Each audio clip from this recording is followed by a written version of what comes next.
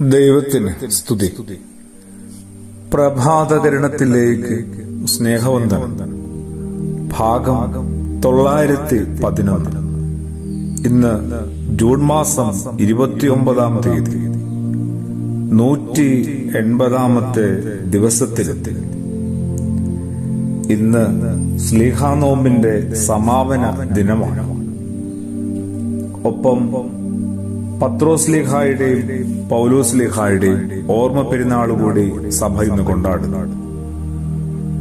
കഴിഞ്ഞ വർഷം ഈ നോമ്പിന്റെ കാലത്ത് സ്ലീഹന്മാരായ അന്ത്രയോസിനെയും ഫിലിപ്പോസിനെയും നഥാനയെയും ബർത്തലോമായെയും ഒക്കെ പിന്തുടർന്നിരുന്നു.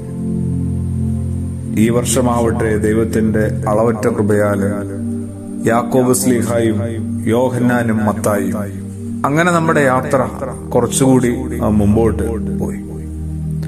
ഒടുവില് മത്തായിലെത്തി നിൽക്കുകയായിരുന്നു. ചുങ്കക്കാരനായ മത്തായി ഒരു സുവിശേഷം എഴുതി. കണക്കുകൾ കൂട്ടിയും വകതിരിച്ചെഴുതിയും കരംപിരിവ് സംബന്ധിച്ചുമുള്ള എഴുത്തുകൾ നടത്തിയും നല്ല പരിചയം സമ്പാദിച്ച മത്തായി തന്റെ കഴിവുകളെ ദൈവരാജ്യത്തിന്റെ കെട്ടുപണിക്കായി ഉപയോഗിച്ചു. എബ്രായ ഭാഷയില് സ്വജാതിക്കാരെ ഉദ്ദേശിച്ച് വിശുദ്ധ മത്തായി സുവിശേഷം എഴുതിയെന്ന പാരമ്പര്യവും പഠിപ്പിക്കലും ഒക്കെ.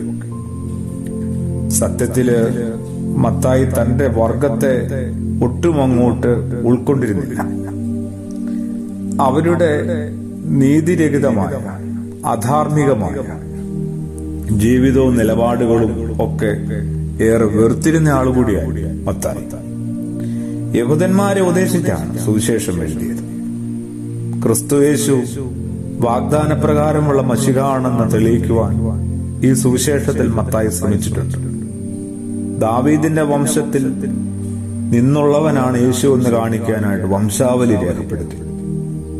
യേശുവിന്റെ മനുഷ്യാവതാരത്തോടനുബന്ധിച്ചുള്ള സംഭവങ്ങളെല്ലാം പഴയ നിയമത്തിലെ പ്രവാചകന്മാരുടെ പ്രവചനങ്ങളുടെ നിവൃത്തിയാണെന്ന് കാണിക്കാനുള്ള ഉദ്ധരണികൾ, അവയെല്ലാം മത്തായി കൃത്യമായി എടുത്തെഴുതുന്നുണ്ട്. യേശുവിന്റെ വിവിധ ഉപദേശങ്ങൾ 5, 6, 7 അധ്യായങ്ങളിൽ ഭംഗിയായി ചേർത്തെഴുതി. ദൈവരാജ്യത്തെ പറ്റിയുള്ള ഉപമകളെല്ലാം കൂടി ഒരുമിച്ചാക്കി 13-ാം അധ്യായത്തിൽ ചേർത്തു തന്നിട്ടുണ്ട്. നമ്മള് കുറെ കൂടി ഒന്ന് മത്തായി ശ്ലീഹായിലേക്ക് എത്തേണ്ടതാണ്. എത്താനായിട്ട് ശ്രമിക്കേണ്ടതും ശ്രദ്ധിക്കേണ്ടതുമാണ്. അതില് 13-ാമത്തെ അധ്യായം കുറെ കൂടി ശ്രദ്ധേയമാണ്. സ്വർഗരാജ്യത്തെക്കുറിച്ചുള്ള ഉപമകളും പഠിപ്പിക്കലും ഒക്കെയാണ്. അതിനകത്ത് ഒരു കാര്യം മാത്രം ഒന്ന് ഓർമ്മപ്പെടുത്തട്ടെ. കളകളെക്കുറിച്ചൊരു ഉപമയുണ്ട്. വയലില് നല്ല വിത്ത് വിതയ്ക്കുന്നതിനോട് ദൈവരാജ്യത്തെ ഉപമിക്കുകയാണ്. ആളുകളെല്ലാം ഉറക്കമായപ്പോൾ അവന്റെ ശത്രു വന്ന് ഗോതമ്പിനിടെ കളകൾ വിതച്ചിട്ട് കടന്നു കളഞ്ഞത്രേ. ഗോതമ്പിന്റെ ചെടികൾ വളർന്ന് കതിരായപ്പോൾ കളകളും പ്രത്യക്ഷപ്പെട്ടു. വേലക്കാർ വീട്ടുടമസ്ഥനോട് പറയുകയാണ്, യജമാനനെ, നീ വയലിൽ നല്ല വിത്തല്ലേ വിതച്ചത്, പിന്നെ കളകൾ ഉണ്ടായത് എവിടെ നിന്ന്? യജമാനന്റെ മറുപടിയാണ്, ശത്രുവാണ് ഇത് ചെയ്തത്. അപ്പോൾ വേലക്കാർ ചോദിക്കുകയാണ്, ഞങ്ങൾ പോയി കളകൾ പറിച്ചു കൂട്ടട്ടെ. ധൃതിയാണ് എല്ലാവർക്കും. എന്ത്? കളകളൊക്കെ പറിച്ചു കൂട്ടാനായിട്ട്. യജമാനന്റെ മറുപടി സത്യത്തില് യേശുവിന്റെ മറുപടിയാണ്, വേണ്ട കേട്ടോ, കളകൾ പറിച്ചെടുക്കാനായിട്ട് ധൃതി കൂട്ടണ്ട. അവയോടൊപ്പം ഗോതമ്പ് ചെടികളും നിങ്ങൾ പിഴുതുകളഞ്ഞു വരും. കൊയ്ത്തുവരെ അവ രണ്ടും ഒരുമിച്ച് അവിടെ നിൽക്കട്ടെ, വളരട്ടെ.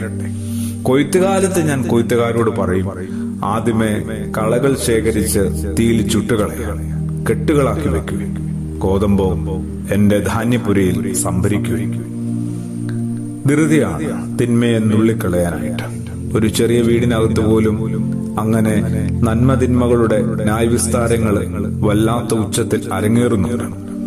കുഴപ്പം എന്താണെന്നറിയാമോ? തിന്മകളുടെ കളകൾ പറിച്ചെടുക്കാനുള്ള ധൃതിക്കിടയിൽ അവശേഷിക്കുന്ന അല്പമുള്ള നന്മകളുകൂടി പിഴുതുപോകാനും ചുവട് ഇളകിപ്പോകാനും അതുകൊണ്ട് തന്നെ വേരിളകി വാടിപ്പോകാനും കാരണമാണ്. എന്തൊരു ഓർമ്മപ്പെടുത്തലാണ്. കൊയ്ത്തുവരെ അവ രണ്ടും ഒരുമിച്ച് വളരട്ടെ.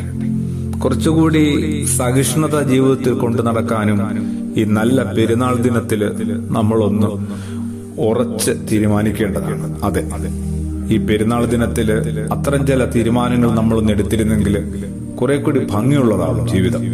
മത്തായി ശ്ലീഹ മാത്രമല്ല, ഈ ശ്ലീഹന്മാര്, പൗലോസ് അപ്പോസ്തലൻ ഉൾപ്പെട്ട മുഴുവൻ ശ്ലീഹന്മാരുടെ സംഘവും നമ്മളെ ഓർമ്മപ്പെടുത്തുന്നുണ്ട്. എന്ത്? ഒരു യേശു അവബോധത്തില് ജീവിതത്തെ കുറെ കൂടി ഭംഗിയുള്ളതാക്കുക. പത്രോസിനോട് യേശു പറയുന്ന ഒരു കാര്യം കൂടി ഓർമ്മപ്പെടുത്തി നമുക്ക് ഈ പെരുന്നാൾ ദിനം ഒന്ന് അവസാനിപ്പിക്കാം. എന്താണ് പത്രോസിനോട് യേശു പറയുന്നുണ്ട്? നീ യൗവനത്തിൽ നിനക്ക് ചെറുപ്പമായിരുന്നു, സ്വയം അരമുറുക്കി നീ ഇഷ്ടമുള്ളിടത്തേക്കൊക്കെ പോയി. എന്നാൽ പ്രായമാകുന്നൊരു കാലം വരും. അങ്ങനെയൊരു കാലത്ത് നീ നിന്റെ കൈകൾ നീട്ടിക്കൊടുക്കേണ്ടി വരും. മറ്റൊരുവൻ നിന്റെ അര കെട്ടിമുറുക്കുകയും ഒരുപക്ഷെ നീ ആഗ്രഹിക്കാത്തിടത്തേക്ക് നിന്നെ വലിച്ചഴിക്കുകയും ഒക്കെ ചെയ്യും. യൗവനത്തിലെ ഒരു യേശു അവബോധത്തിലേക്ക് ഓരോരുത്തരും സ്വയം എത്തേണ്ടതാണ്. തീർച്ചയായിട്ടും ഇപ്പോൾ സ്വാതന്ത്ര്യമുണ്ടാകും, തിരഞ്ഞെടുക്കാനുള്ള സാധ്യതകൾ ഏറെ. പക്ഷെ ആവാത്തൊരു കാലമുണ്ടെന്നുള്ള ധാരണ അപ്പോസ്തലന്മാരുടെ ഈ ഓർമ്മകളിലൂടെയൊക്കെ കടന്നു പോകുമ്പോൾ നമ്മളൊന്ന് പഠിക്കേണ്ടതാണ്. അതെ, ചുങ്കക്കാരനേക്കാളും മോശമാണ് അകന്നുപോയ ആളാണ്. തിരികെ എത്തിയാൽ ചേർത്ത് നിർത്താനും യേശു എന്നൊരു സൗമ്യമായ സ്നേഹ സാന്നിധ്യമുണ്ട് എനിക്കും. അത്തരം ഓർമ്മയില് നമുക്ക് ഈ നോമ്പിന്റെ സമാപനത്തെ, ഈ പെരുന്നാൾ ദിനത്തെ മനോഹരമാക്കാം. മുമ്പോട്ടും തോമാസ് ശ്ലീഹ അനുസ്മരിക്കുന്ന ജൂലൈ മാസം 3-ാം തീയതി വരെയുള്ള ദിവസങ്ങളും നമുക്ക് ശ്ലീഹന്മാരോടൊപ്പം തന്നെ തുടർന്നും സഞ്ചരിക്കാം പ്രാർത്ഥനയോടുകൂടി. ആമേൻ.